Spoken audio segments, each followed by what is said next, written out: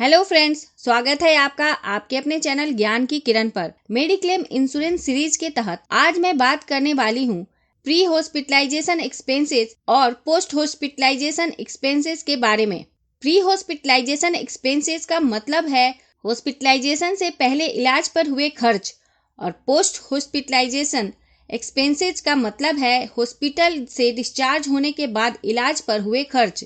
आमतौर पर जब किसी व्यक्ति की तबीयत खराब होती है तो वो डॉक्टर के पास जाता है और डॉक्टर की सलाह के अनुसार दवा लेता है, कुछ टेस्ट करवाते हैं। उसके बाद यदि जरूरत पड़ती है तो बीमारी के इलाज के लिए हॉस्पिटल में भर्ती होते हैं। उसके बाद जब उन्हें हॉस्पिटल से छुट्टी मिल जाती है, उसके बाद भी डॉक्टर के सलाह के अनुसार दवा लेते हैं और टेस्ट करवाते हैं। मतलब उनके खर्च मुख्यतः 3 फेज में हो सकते हैं और इन तीनों की कवरेज मेडिक्लेम की पॉलिसी के अंतर्गत होती है।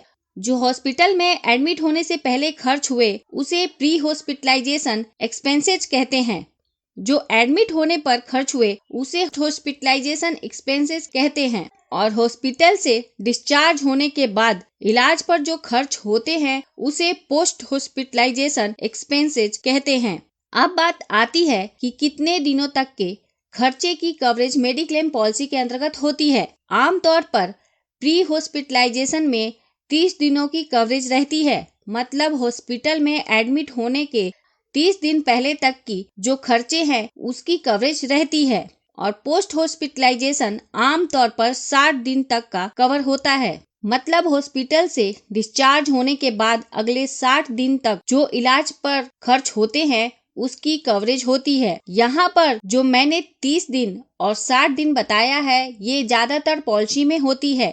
आजकल बहुत सारी इंश्योरेंस कंपनी अपनी अलग अलग पॉलिसी में प्री हॉस्पिटलाइजेशन 60 दिनों तक कवर करती है और पोस्ट हॉस्पिटलाइजेशन 90 दिनों तक का भी कवर करती है।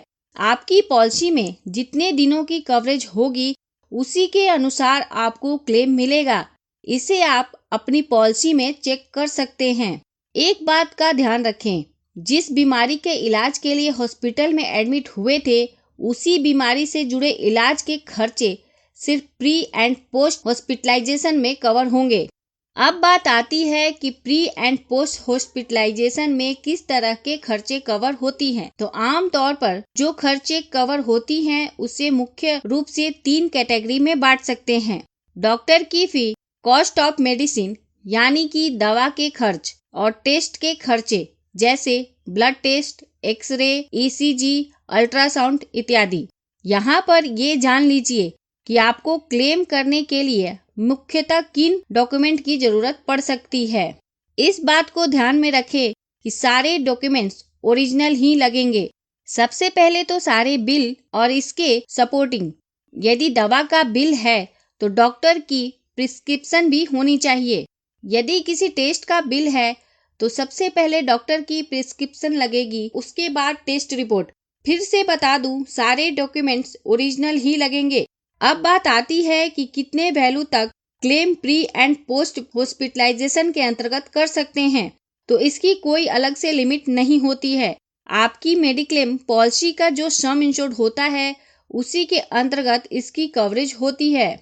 यदि आपने हॉस्पिटल में एडमिट होने के बाद कैशलेस करवाया था तो भी आप इसे अपनी पॉलिसी में क्लेम कर सकते हैं। एक बात का ध्यान रखें, जैसे ही आपका ट्रीटमेंट पूरा हो जाए या पोस्ट हॉस्पिटलाइजेशन के कवरेज का टाइम पूरा हो जाए, इसे क्लेम कर लें। उम्मीद करती हूँ जानकारी काम की लगी होगी। तो प्लीज इस वीडियो को लाइक करके मुझे प्रोत्साहित जरूर करें। यदि आपने इस चैनल को अभी तक सब्सक्राइब नहीं किया है तो प्लीज कर ले ऐसे ही महत्वपूर्ण जानकारी के लिए। अंत में thanks for watching this video.